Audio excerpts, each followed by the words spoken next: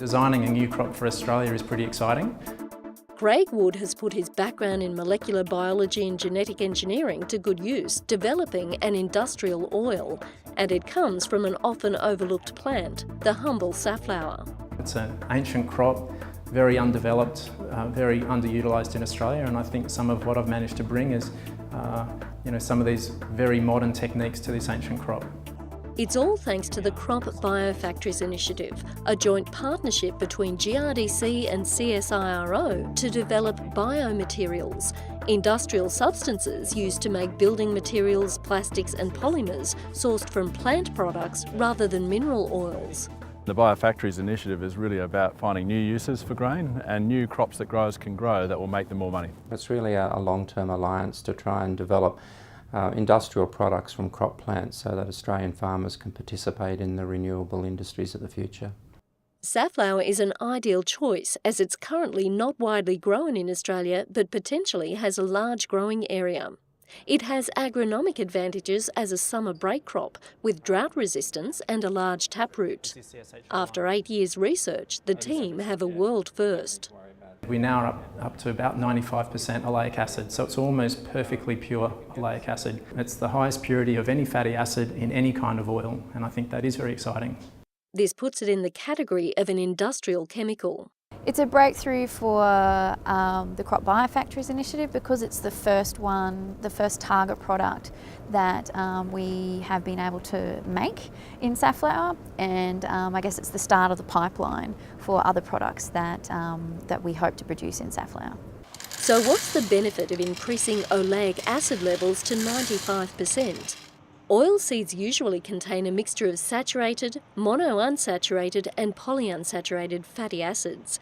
Industrial products need a high purity of monounsaturates. The monounsaturates are useful in two ways. Firstly, they have a very high stability, so if we're using the oil in industrial applications like a lubricant, for instance, a high temperature application, the oil has to be extremely stable, and monounsaturates, oleic acid, give that stability.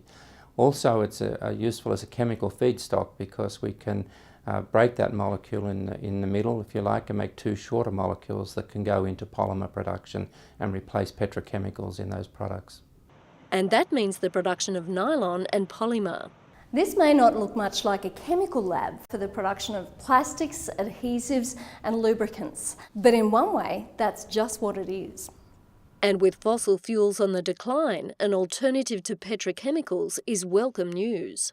There's all those wonderful advantages when you look at grain-based products now, and they're a renewable product, and that's the beauty of them. Industry has been asking for this kind of product for many years. They're prepared to pay more for these kinds of oils because it's something that they can't get from any other source. We're already seeing demand on the rise. The super high oleic oil will end up predominantly in bio-lubricants, so replacing petroleum-based lubricants. Very good for sensitive applications in the environment because these are biodegradable and will have high stability.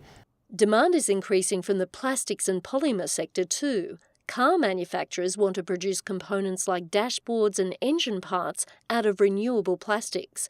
And it's not just heavy industry looking to biomaterials. Some of the major companies are starting to use bio-based products in their packaging. Coca-Cola has a bottle which is replacing PET with 30% plant-originated plastic. So this market is really going to take off now because consumers are interested in using renewable products. Higher levels of oleic acid can't be produced in safflower through conventional plant breeding methods because it simply doesn't have enough genetic variation.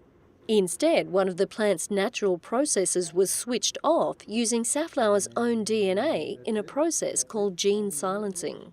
What we had to do in the developing oilseed was to stop oleic acid being converted to other fatty acids that we didn't want. So we had to downregulate or silence the enzymes that make those conversions. To do that, we introduce a piece of safflower's own DNA back into safflower, and it interferes with that enzyme system and effectively stops that system, and so we have a build-up of oleic acid. The new material is grafted to a growing stalk to produce seed for the next generation. We induce these little calli here, and they end up being genetically modified shoots, and these plants extend and mature into genetically modified safflower plants. For growers, the Biofactories Initiative could propagate a new industry within a decade. We're probably 5 to 7 years from the crop being available to growers in Australia. We still have to develop the final varieties, test them in the field and have the GM trait deregulated. Estimates put production potential at 100,000 hectares, and safflower varieties have been tailored to suit regions from South Australia to Queensland.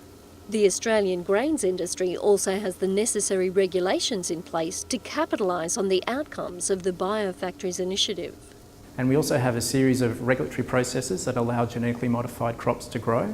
And we also have a series of segregation policies that allow genetically modified crops to be segregated from their non-genetically modified siblings.